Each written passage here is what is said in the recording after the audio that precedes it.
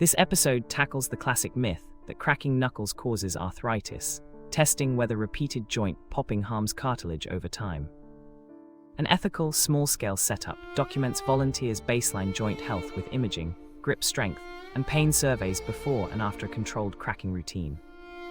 Scientists explain synovial fluid and cavitation while contrasting transient relief with any potential long-term risk through biomechanical reasoning. After months, results show no arthritis development in the cracking group, and reports of pain are inconsistent or diminish with rest. The takeaway invites viewers to question myths with open, data-driven experiments rather than fear or speculation.